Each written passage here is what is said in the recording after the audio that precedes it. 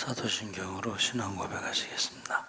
전능하사 천지를 만드신 하나님 아버지를 내가 믿사오며 그 외아들 우리 중 예수 그리스도를 믿사오니 이는 성령으로 잉태하사 동정녀 마리아에게 나시고 본디오 빌라도에게 고난을 받으사 십자가에 못 박혀 죽으시고 장사한 지 사흘 만에 죽은 자 가운데서 다시 살아나시며 하늘에 오르사 전능하신 하나님 우편에 앉아 계시다가 저희로서 산자와 죽은 자를 심판하러 오시리라.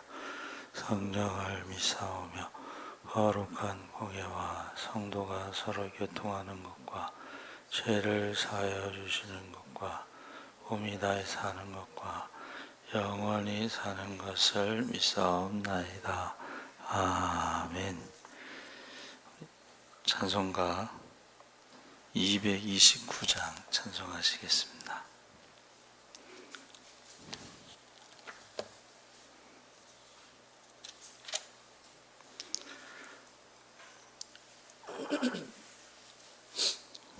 찬송가 229장 찬송하시겠습니다. 아무음도 없고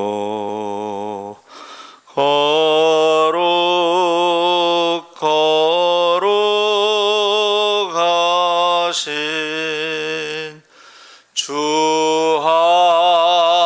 하나님 어린 양이 죽임을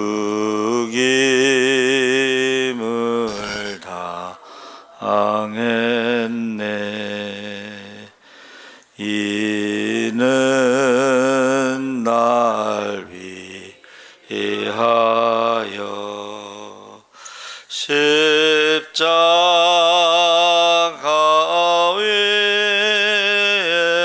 위에서 못 박히사 깨뜨리신 주님의 몸일세. 이는 날 위하여 형벌을 받으사 주가 친히 대신 흘린 주의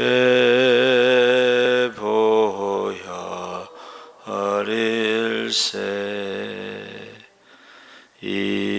이는 주가 지금 나에게 주시는 영생하는 양식이요 마시는 잔일세. 심히 사모하는 떠나셨던 주님 속히 세상 다시 올 때 반가이 뵙겠네. 우리 그때까지 십자가를 지고 주의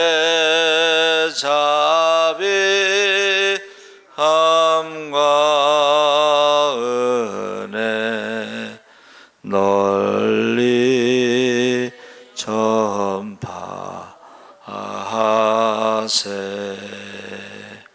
아멘. 하나님 말씀은 고린도전서 11장 23절에서 26절까지 말씀을 교독하겠습니다. 신약성경 276쪽에 있습니다.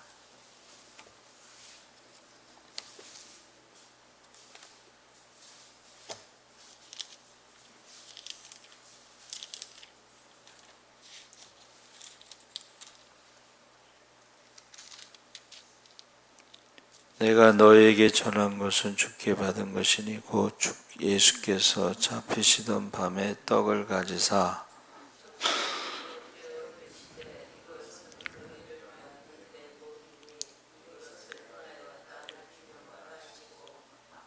식후에 또한 그와 같이 잔을 가지시고 이르시되 이 잔은 내 피로 세운 새 언약이니 이것을 행하여 마실 때마다 나를 기념하라 하셨으니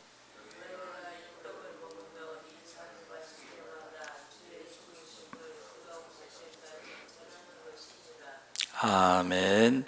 할렐루야. 오늘은 세 번째로 성찬의 자세에 대해서 말씀을 나누겠습니다. 예수님이 우리에게 명령하신 것 중에 하나는 아버지와 아들과 성령의 이름으로 세례를 주고, 또 하나는 이 성찬 기념하라. 그래서 제가 이번 주에 이제 우리 교회 교육 주일로 말씀을 준비하면서 지금 이제 교회 교육이 교회 학교뿐만이 아니라 작년 교육까지 포함해서 거의 무너졌다. 그럼 어떻게 할 것인가 고민하다가 결국은 예수님이 말씀하신 세례와 그 다음에 성찬, 이 두 가지를 교회를 살릴 수 있는 마지막 보류다, 이렇게 생각을 하고 있습니다. 그래서 성찬의 그 의미는 십자가에서 우리를 위해서 대신 죽으신 대속의 의미를 우리가 잊지 말아야 되고, 성찬의 목적은 기념하면서 전하고 그 다음에 교제를 하는 것입니다. 그리고 성찬의 자세는 우리가 합당하지 않게 성찬을 먹고 마시는 것은 죄라는 사실을 인식하고 참여해야 되는데, 합당치 않게 먹고 마시면 죄가 있다. 그것이 어떤 의미 있는가? 어떤 의미인가? 이것은 모르고 먹고 마시는 것을 말하는 것입니다. 합당치 않게라는 말은 지금 우리가 예수님의 몸과 피의 의미를 모르고 먹는 것은 죄다 그랬습니다. 그래서 본문에 이제 부자들이 가지고 온 성찬을 먼저 먹은 성찬의 의미를 알지 못하기 때문에 그들이 성찬이 주님께서 제정하신 것이라는 사실과 떡과 포도주가 우리의 죄를 대속하기 위해서 죽으신 예수 그리스도의 몸과 피라는 사실을 우리가 예수 안에서 우리 모두가 누구든지 하나라는 사실을 알지 못하고 성찬에 참여했다는 것입니다. 그러니까 이 부자들이 성찬의 의미를 알지 못하고 참여하는 것을 죄다. 그래서 교회 안에서 주인과 종이 아니라 우리는 예수 안에서 주님의 몸과 피를 나눈 형제와 자매라는 것을 알지 못하고 부자들이 거기 성찬에 참여하는 것을 죄다, 이렇게 말하고 있는 것입니다. 그래서 성찬에 참여할 때 아무 생각도 없이 그저 교회에서 때가 되었으니까 하는가 보다라고 생각하면 안 된다는 것입니다. 그래서 교회에서 제대로 가르치지 못했기 때문에 그렇겠지만, 전에 어느 장로님이 성찬식 할 때 잔과 이제 떡과 잔을 배분하잖아요. 어떤 애가 먹고 싶었나 봐요. 원래 세례 교인 이상만 참여하는데 그 장로님이 그 애한테 먹어 이런 식으로 했다는 거예요. 저는 직접 보지 못했는데 그렇게 하면 안 된다는 거죠. 애가 먹고 싶다고 그래서 아무 의미도 모르고 또 세례도 받지 않았는데 먹어 이렇게 하면 안 된다는 거예요. 그거는 모르고 먹는 것이 죄라고 그랬습니다. 그래서 우리가 어떤 자세를 가지고 이게 관습적으로 생각 없이 참여하는 것은 합당치 않은 태도다. 십자가에 달리신 예수 그리스도를 기념하는 진지한 자세를 가지고 참여해야 되는데 아무런 생각 없이 가볍게 성찬에 임하는 것은 합당치 않다. 이 합당치 않다는 말이 죄라는 것입니다. 그래서 지은 죄를 회개하는 마음 없이 그 죄를 그대로 품고서 성찬에 참여하는 것도 합당치 않고, 형제에 대한 미운 감정을 그대로 품고서 성찬에 참여하는 것도 합당치 않고, 또한 목사님이 어떻게 집례하는가 보려고 멀뚱멀뚱 눈을 뜨고서 이렇게 앞만 쳐다보고 있는 것도 합당치 않다. 그러면 어떻게 해야 하는가? 예수님께서 나 때문에 당하신 고난을 묵상하면서 내가 죽어야 할 그 자리에 주님께서 죽으신 것을 기억하면서, 주님, 내가 범한 죄를 용서해 주세요. 주님, 오늘도 우리 가족의 마음을 아프게 했습니다. 상처를 주었습니다. 주님, 오늘도 내 형제와 이웃을 비난했습니다. 주님, 용서해 주세요. 라고 회개하면서 기도하는 마음으로 성찬을 받아야 한다 그랬습니다. 그래서 주님, 나 때문에 십자가에서 죽으셨죠 하면서 얼마나 아프셨습니까 하면서, 그 전에는 이제 성찬식 할 때에 목사님들이 이러한 기도의 내용을 이렇게 읽었어요. 그래서 사람들이 성찬하면서 눈물을 흘리면서 회개를 했습니다. 주님, 나 때문에 십자가에 죽으시고 얼마나 아프셨습니까? 이제 내가 주님께 내 삶을 드리겠습니다. 라고 마음의 준비를 하고서 이제 참여해야 된다. 두 번째는 자신을 살펴보면서 성찬에 참여해야 한다. 자기를 살핀다는 것은 두 가지 의미가 있는데, 그것은 바로 성찬의 의미를 내가 바로 알고 있는가, 바로 알지 못하는가.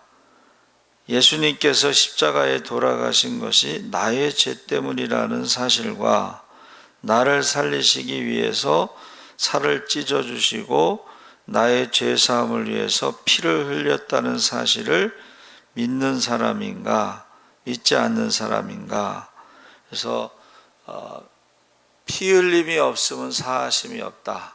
히브리서 기자가 이렇게 했는데, 이것은 원래 구약의 동물 제사에서 반드시 피 흘림, 동물의 죽음이 있어야지만이 제사함이 있다는 거죠. 근데 동물의 제사는 매번 해야 되지만, 그러나 예수님이 죽으신 것은 단번에, 한 번에 그 모든 것을, 죄의 문제와 사망의 문제를 해결하셨기 때문에 그것을 우리가 성찬에 참여하면서 잊지 말아야 된다. 그러니까 그러한 믿음이 나에게 있는가라고 자기를 돌아봐야 된다는 것입니다. 그래서 떡과 잔이 십자가에서 찢어주신 예수님의 살과 피를 기념하는 것이라는 그 사실을 내가 믿는가, 자신을 살피라는 것이고, 두 번째는 자기의 행실을 살피라는 것입니다. 교회가 일치하고 단결하는 일에 내가 최선을 다하고 있는가, 가족이나 친척 이웃들에게 상처를 주지 않았는가, 형제 외에 잘못된 것이 있는지 살펴봐야 된다는 것입니다. 그래서 아주 유명한 훌륭한 강해 설교자로 알려진 존 메가더 목사님이 심화하는 교회의 이야기를 김남준 목사님의 성찬과 언약이란 책에서 인용한 것입니다. 어느 날 목사님이 광고하시기를 다음 주일에는 세례교인 이상의 성도들은 모두 성찬에 참여하시기 바랍니다. 참여하시게 됩니다. 그러나 저기 두 자매는 성찬에 참여할 수 없음을 성부와 성자와 성령의 이름으로 공포합니다. 저도 처음 들어봤어요. 성찬에 참여하지 않는 것을 공포합니다. 첫 번째 자매는 두 자매인데 첫 번째 자매는 남편과 별거하고 아직 이혼을 하지 않은 상태에서 다른 남자와 사귀면서 계속 성적인 관계를 맺고 있었는데 교회가 수차례 경고하였지만 말을 듣지 않았고, 두 번째 자매는 혼인도 하기 전에 애인과 동거하고 있었기 때문입니다. 이거를 광고를 했다는 거예요. 선포. 지금 같으면은 상상도 못할 일을 이렇게 광고를 하신 거예요. 무슨 이야기냐면 자기를 살필 줄 아는 사람이 성찬에 참여해야 한다는 것을 말하고, 종교개혁 당시 하이델베르크 요리 문답에서는 누가 주의 상에 참여할 수 있습니까? 라는 질문에 성찬에 참여할 수 있는 사람은 자기의 죄 때문에 슬퍼하는 사람, 그러나 그리스도의 고난과 죽음에 의해 자기의 죄가 사하여지고 남아있는 연약성도 가려졌음을 믿는 사람, 또한 자신의 믿음이 더욱 강하여지고 돌이켜 삶을 살기를 간절히 소원하는 사람이 참여할 것입니다. 참여할 수 있습니다. 이것도 역시 김남주 목사님의 성찬과 언약에 나오는 말씀입니다. 하이델베르크 요리 문답을 인용한 것이죠. 세 번째는 성령의 역사를 기대하는 마음으로 참여해야 한다. 성찬에 있어서 의례적인 절차도 중요하겠지만 그것보다 더 중요한 것은 성령의 역사입니다. 성령께서 역사하실 때 우리는 예수 그리스도의 죽으심과 부활의 의미를 진정으로 깨달을 수 있기 때문입니다. 세 가지를 그 자세를 이야기한 거예요. 그렇죠? 첫 번째는 자기의 죄를 돌아봐야 되고, 두 번째는 그것을 우리가 알고 있는가를 이제 돌아봐야 되고, 두 번째는 뭐예요? 우리가 정말로 이웃과의 관계에서 서로 사랑하고 용서했는가, 행위를 돌아봐야 돼.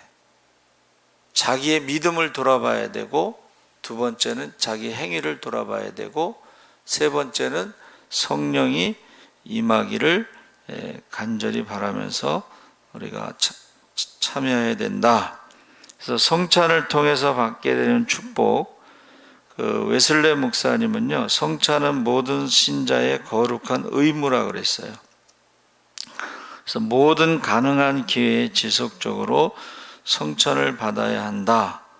성찬을 통해서 죄의 용서를 얻고 영혼이 강건케 함을 얻으며 완전한 성결에 이르게 된다. 웨슬레 목사님이 이제 성결을 강조하죠. 성결을 기독자의 완전이라고 해서 그 장로교단에서는 예정론을 주장하면서 완전주의자라고 웨슬레 목사님을 이제 비난했죠. 비난했는데, 완전주의라고 하는 것은 내가 완전하다는 게 아니고 하나님의 은혜로 우리가 완전하게 된다. 그 완전하게 되는 것은 죄의 용서를 받았다는 뜻인데, 그 중에 하나가 성찬을 통해서 우리는 완전한 성결 이르게 된다 그랬습니다. 그래서 성찬을 통해서 죄를 용서함 받고 평안을 누리게 되고 영혼이 강건하게 되고 의욕을 되찾게 되고 살맛을 느끼게 된다. 그래서 요한복음 6장 57절에 나를 보내신 아버지의 능력으로 내가 사는 것 같이 나를 먹는 사람도 내 능력으로 살 것이다. 그래서 예수 그리스도의 살과 피를 먹고 마심으로 살 수 있는 존재다 그랬습니다. 우리가 음식을 먹는 것처럼 우리가 예수 그리스도의 성찬에 참여함으로 우리가 살 수가 있다. 그래서 엠마오로 가는 두 제자, 예수님께서 부활하신 것을 믿지 못하고 있었죠. 그래서 그 두 제자와 함께 이제 동행하면서 성경에 대해서 설명을 했을 때에 그들이 깨닫지 못했죠. 그런데 날이 저물어 함께 머물러 있었을 때 그 동행자는 떡을 가지고 축사한 후에 떼어 그들에게 주었고 그들의 눈이 밝아졌다. 이것을 성찬으로 해석하는 것입니다. 예수님에 대해서 몰라보고 예수님의 말씀을 이해하지 못했다가 떡을 떼어 축사하고 나눌 때 그때 눈이 밝아져서 예수님인지 깨닫고 바로 예루살렘으로 돌아가서 사도들에게 우리가 부활하신 주님을 만났다 이렇게 말하면서 우리의 말씀을 들을 때 우리의 가슴이 뜨겁지 않았더냐. 그러니까 우리가 성찬식 할 때에 우리의 가슴이 뜨거워져야 되는 거죠. 깨달아져야 되는 거죠. 성찬은 예수 그리스도를 밝히 보여준다. 예수님이 우리를 위해서 죽으셨다는 것과 또 우리를 위해서 부활하신 것과 이런 것들을 성찬을 통해서 깨달아야 된다는 것입니다. 어떤 성도가 병상에 누워 힘든 시간을 보내고 있을 때 그분을 찾아가서 성찬식을 했습니다.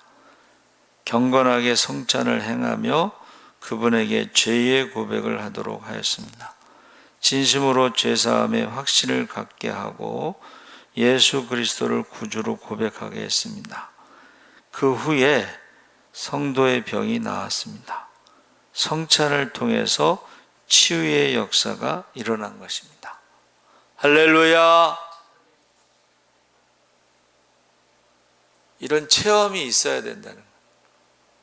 이런 체험. 그래서 급하고 강한 바람 같은 그 책이 있죠. 그게 이제 정글 지역에서 전도하는 팀이 있었는데 그 사람들이 체험한 것 중에 이제 이야기가 몇 가지 있어요.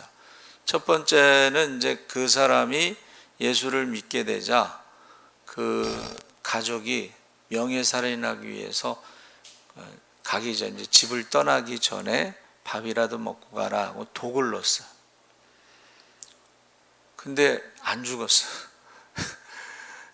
그래서 그 가족들이 예수를 믿게 됐다는 얘기고, 그 다음에 이제 전도하다가 현장에서 일어난 일 중에 하나가 누가 죽어가지고 이제 장례식을 치르는데 관을 놓고서 찬송을 하다가 죽은 사람이 살아났어요. 할렐루야. 또 한 가지는 이제 거기 많은 이야기가 있는데 제가 기억나는 게 이제 세 가지인데, 하나는 독을 먹었는데 안 죽었고, 또 하나는 죽은 사람 장례식에 찬송하다가 살아났고, 또 하나는 성찬식을 해야 되는데 그 물이 없었어요. 포도주가 없었는데 그 정글에 이제 좀 더러운 물, 깨끗한 물도 아니고 더러운 물을 갖다 놓고 이제 성찬식처럼 기도를 하는데 그 더러운 물이 포도주로 변한 거예요.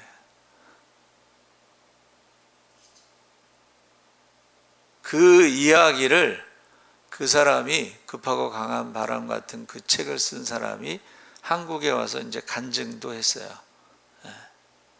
그래서 지금 성찬식을 통해서 어떤 놀라운 일들을 그들이 경험하는 거예요.